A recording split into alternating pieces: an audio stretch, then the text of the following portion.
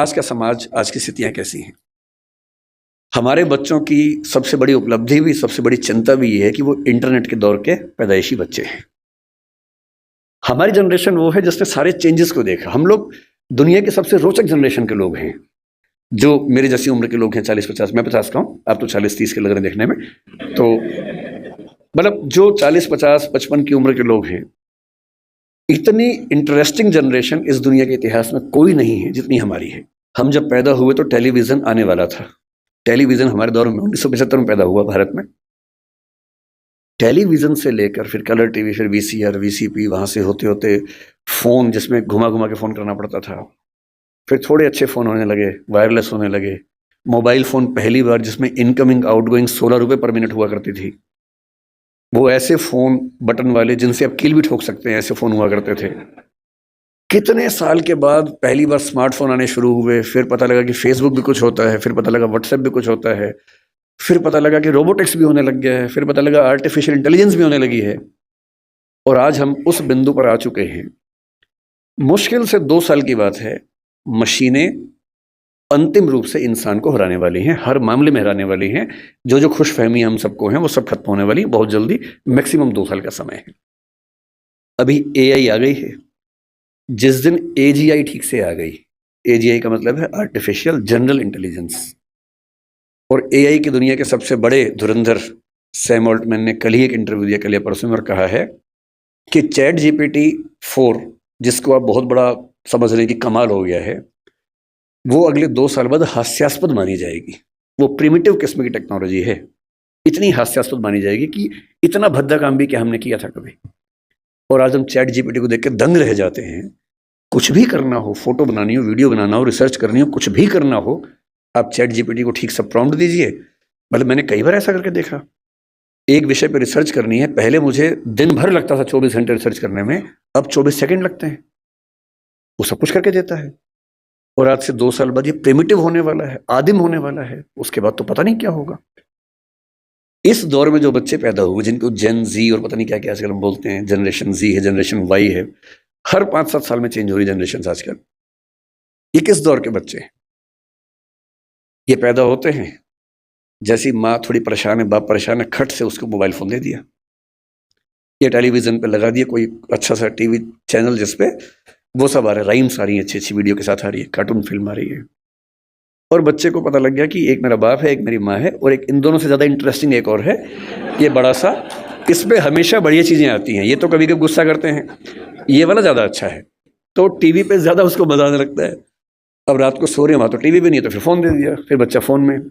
कई बच्चे आजकल ऐसे हैं जो किताब जब पहली बार देखते हैं, किताब पे ऐसे ऐसे करते हैं, क्योंकि वो जिस दौर के बच्चे हैं उनको अखबार पे, किताब पे, इतना ही नहीं, दीवार पे ऐसे करने लग जाते हैं, टेबल पे ऐसे करते हैं कि बड़ी क्यों नहीं हो रही टेबल, क्योंकि वो क्या करें, उसी दौर के बच्चे हैं। ये तो मजे की बात है कि अच्छा फोन है, माँ की चिंता कम, बाप की चिंता कम हो गई, फोन दिया, हम मस्त हो गए। लेकिन साथ में और क्या क्या आता है। इन बच्चों का खेलने का मन नहीं करता, क्योंकि इनके पास खेल से ज्यादा रोचक चीजें हैं। मुझे अच्छे से याद है कि हमने पहली बार 5वीं-6ठी क्लास में जाके ऊट पटांग चीजें पढ़नी देखनी शुरू की थी स्कूल में। पहले क्या है, पेरेंट्स हैं घर में, पेरेंट्स के होते हुए हिम्मत नहीं हो सकती, ना दिमाग में कुछ आता था। स्कूल गए, हर स्कूल में क्या होता है, एक आध बच्चा होता है जो नेता होता है क्लास का, जो कहीं कहीं से ज्ञान लेके आता है और सारे बच्चों में डिस्ट्रीब्यूट करता है कि भैया तुम तो बच्चे हो, तुम्हें नहीं पता दुनिया कैसे चल रही है, ये है असली चीजें। तो मुझे याद आता है कि शायद 6ठी-7वीं क्लास में पहली बार हमारी क्लास का एक छठा हुआ बच्चा था, कुछ किताब लाया था, कुछ फोटो वोटो थी उसमें ऊट पटांग सी, हम सब ने देखी। हम समझ भी नहीं पाए कि ये सब क्या है, पर ये हमें पता लगा कि इसको देखने से आदमी बड़ा माना जाता है, स्मार्ट माना जाता है। लेकिन तब भी क्या था कि एक रिसेस में एक कोने में जाके 2-3 लोग बैठ के देख रहे हैं, और जैसे टीचर दूसरी दिखा सब भागे वापस। और इतना ही एक्सपोजर हमारा हुआ करता था। 12वीं क्लास हो गई, कॉलेज में आ गए, उसके बाद भी वैसा एक्सपोजर नहीं था कि आप बिगड़ने के लिए हमेशा तैयार हैं, ऐसा नहीं है। दुनिया बहुत कंट्रोल्ड किस्म की थी, रेगुलेटेड किस्म की थी। अब इंटरनेट की दुनिया है। आप जितने भी स्मार्ट माता पिता हों, आपके बच्चे आपसे ज़्यादा स्मार्ट हैं। और अगर आपको लगता है कि आप इंटरनेट और मोबाइल और डिवाइसेस में उनका मुकाबला कर पाएंगे, तो आप बच्चे हैं, नहीं कर सकते, वो हमारे बस की बात नहीं है। संभव नहीं। आप टाइप करते हैं मैसेज, एक एक उंगली ऐसे करते हैं, ऐसे करके आपको जैन टाइप करना है, जे, फिर देखा ए कहाँ, AIN, और वो फोन पे ऐसे टाइप करते हैं सामने देखते हुए, और गलत नहीं होता है, एक एक की सही दबाते हैं। आप उनसे मुकाबला करने का सोचते हैं, आपको प्लेटफॉर्म पता भी नहीं होंगे, वो उन प्लेटफॉर्म पे जाते हैं। 5 साल का बच्चा जब स्कूल जाने लगता है, उसी समय उसको पता लग जाता है कि क्या चीजें दुनिया में है, जो पहले पता लगती थी 15 के आसपास की उम्र में, 13 के आसपास की उम्र में। फोन आपने उसको दे रखा है ताकि हमें परेशान कम करे। फिर वो फोन में पहली बार सर्च करता है कुछ, अभी उसको ये नहीं पता कि सर्च हिस्ट्री डिलीट कर सकते हैं, तो बाप पकड़ लेता है, पिटता है बच्चा। फिर उसका स्कूल का फ्रेंड बताता है कि नहीं, इनकॉग्निटो जाना है। अगली बार से बच्चा स्मार्ट हो गया है। 6 साल का बच्चा स्मार्ट है, इनकॉग्निटो में वो सब देख रहा है जो आप नहीं चाह रहे थे, और जो आप देख रहे थे लेकिन आप नहीं चाह रहे थे कि वो देखे। बच्चा है, छोटा बच्चा है, उसका एक्सपोजर का लेवल सोच के देखिए। ये हंसी मजाक में मैं कह रहा हूं, लेकिन बात की गंभीरता को देखना है। 6, 7, 8 साल के बच्चों का वो एक्सपोजर लेवल है जो पहले 14, 15, 16 की उम्र में होता था। मेडिकल साइंस इस बात को मान चुकी है। मैं जितनी बातें कोट कर रहा हूं, मैं हवा में कोट नहीं कर रहा हूं, मेडिकल साइंस की रिसर्चेस के बेस पे कोट कर रहा हूं। आपको आश्चर्य होगा, आज से 1 महीने पहले एक रिपोर्ट आई है, लगभग पूरी दुनिया में प्यूबर्टी की एज 1 साल कम हो गई है, जिसको टीनेज बोलते हैं कि 13 साल की उम्र में टीनेज आती है, बच्चियों को मासिक धर्म शुरू होता है। दुनिया भर में उसकी एज 1 साल कम हो गई है, और ये ऐसे नहीं हो गई है, ये एक्सपोजर से होती है। लड़के भी जल्दी मैच्योर हो रहे हैं। जो हरकतें 15, 16, 18 में ठीक लगती हैं, किसी बच्चे के मन में भाव आने चाहिए, 8, 9, 10 में वैसी बातें हो रही हैं। ये तो फिर भी छोटी बात है। इसके बाद जो होता है तो बच्चे ही, एक्सपोजर बहुत बड़ा मिल गया है। जब वो नेट पे जाते हैं, तो नेट पे जो पिशाच बैठे हुए हैं दुनिया भर में, जो साइबर ठग हैं, जो साइबर क्रिमिनल्स हैं, वो इसी ताक में हैं कि बच्चे मिल जाएं। उनको पता है कि बच्चे का मनोविज्ञान क्या है। वो हैकर्स हैं, वो हैक कर लेंगे कि उस बच्चे ने क्या क्या सर्च किया है, उसकी पूरी कुंडली खोल लेंगे कि बच्चे का इस समय मन कहाँ अटका हुआ है। अगर 9, 10, 11, 12 साल का कोई लड़का है जो कुछ ऐसे वीडियोस देख रहा था या इमेजेस देख रहा था, उसमें भी देख रहे हैं कि कैसी रेस, व्हाइट रेस उसको पसंद है, कि इंडियन तरह के लोग पसंद हैं, फिर उनकी तरफ से उसी रेस का वैसा ही सुंदर दिखने वाला व्यक्ति, फीमेल, और यदि कोई बच्ची है तो वो मेल, उससे इंटरेक्शन शुरू करेगा, उससे बातचीत होने लगेगी। धीरे धीरे उसको वो उलझाएगा अपनी बातों में। वो बच्चा तो माँ बाप से छुप के कर रहा है सब, माँ बाप को पता ही नहीं है। और फिर वो उस बच्चे को प्रलोभन बहुत बड़े बड़े मिलेंगे। आपको ये सब नहीं पता है तो पता होना चाहिए, बहुत बड़े रैकेट चल रहे हैं इस समय दुनिया में। 11, 12 साल का एक लड़का अपने कमरे में लैपटॉप पे वीडियो चैट कर रहा है, शायद एक ऑस्ट्रेलियन लड़की से जिसकी उम्र 21, 22, 25 साल है, और वो उससे मीठी मीठी बातें कर रही है। और फिर वो उससे कह रही है कि देखो, तुम इतने सुंदर हो, मैं तुम्हें देखना चाहती हूँ, तुम भी मुझे देखो। फिर वो अपने थोड़े से कपड़े उतारती है, उसको कहती है कि तुम भी ऐसा, वो तो प्रोफेशनल है, तुम भी ऐसा करो। और वो बच्चा जिसको कुछ नहीं पता कि ये दुनिया कैसी है, वो कुछ कर बैठता है, और ये पूरा वीडियो रिकॉर्ड हो रहा है।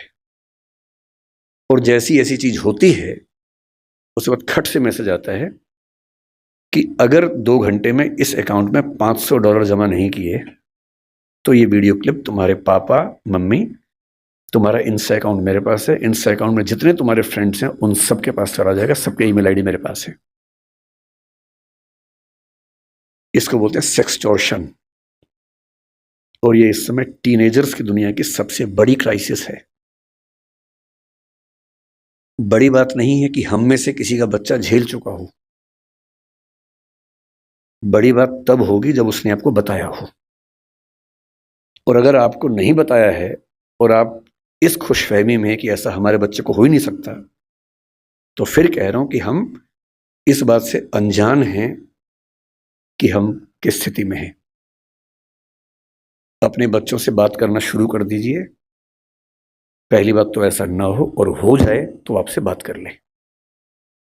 कई बच्चे झेल नहीं पाते, पैसा होता नहीं है, पैसा होता तो देते हैं, और $500 का मामला नहीं है, वो पहली बार का मामला है, उसके बाद फिर उतना मामला है, अगली बार फिर उतना मामला है। और ये ध्यान रखना है कि किसी बच्चे के साथ ये करने के लिए वीडियो रिकॉर्डिंग की जरूरत भी नहीं है। हम एआई के जमाने में हैं, डीप फेक से कुछ भी हो सकता है। किसी आर्टिफिशियल इंटेलिजेंस जो फोटोग्राफी बेस्ड ऐप है, सिर्फ इतना उसको कहना है कि ये फोटो है, सिंपल फोटो, स्कूल की फोटो, पासपोर्ट साइज फोटो, उसको देनी है और कहना है कि इस फोटो को एक ऐसी फोटो में तब्दील कर दो कि ब्लैकमेल किया जा सके। किसी के साथ भी हो सकता है। बस कल को कभी हम में से किसी का बच्चा हमसे ये कहे कि देखो पापा, देखो मम्मी, ये फोटो मेरी लग रही है पर मेरी है नहीं, तो उसको मारना पीटना नहीं है, भरोसा कर लेना है कि ऐसा हो सकता है। तकनीक इस लेवल पे है। और एक और टेक्नोलॉजी जो भी पब्लिक डोमेन में नहीं आई है, कभी भी आ सकती है लेकिन बन चुकी है, वो क्या करती है, एक फोटो देनी है और प्रॉम्प्ट देना है कि इस फोटो के बेस पे वीडियो बनाओ, और वीडियो में ये होना चाहिए। आप जो चाहेंगे वीडियो बन जाएगा, आपका ही बन जाएगा, आप वो नहीं है। और आप क्या, इस दुनिया के बड़े बड़े टेक्निकल एक्सपर्ट्स नहीं बता पाएंगे कि ये वीडियो नकली है। इसको डीप फेक कहते हैं आजकल, डीप फेक। हमारे आपके बच्चे इस खतरे से गुजर रहे हैं, और ये आज नहीं तो कल हम सबके बच्चों को झेलना है। उन सबको समझाने की जरूरत है कि जब किसी से प्रेम भी करते हो, मान लीजिए आजकल बच्चों के प्रेम में क्या होता है, सबसे पहले पासवर्ड शेयर करते हैं कि तू मुझसे प्यार करती है, हाँ तो पासवर्ड दे, तू मुझसे प्यार करता है तो पासवर्ड दे। दोनों पासवर्ड देते हैं, फिर एक और आईडी बना लेते हैं अलग से, उसका पासवर्ड दे देते हैं। फिर उसके बाद भरोसा और कायम करना है।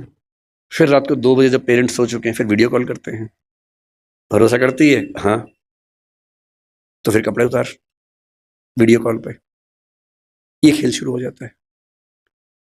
अपने बच्चों को समझाना है, दुनिया का कोई भी इंसान कितना भी भरोसेमंद हो, ऐसी गलती ना करे। लड़का हो तो वो भी ना करे, लड़की हो तो वो भी ना करे। और ये हमारी पीढ़ी निकल गई है, हमें नहीं पता कि ये भी खतरे होते हैं। हमारी पीढ़ी में ये सब खतरे थे ही नहीं, हमने कम से कम ये सब नहीं झेला। हमारी पीढ़ी में ये था कि गलती से आप कहीं हैं, नहा रहे हैं, किसी ने देख भी लिया, फोटो नहीं खींच सकता था। फोटो खींचने के लिए फोटोग्राफर बुलाना पड़ता था बाहर से, या तो हर आदमी फोन लेके घूम रहा है।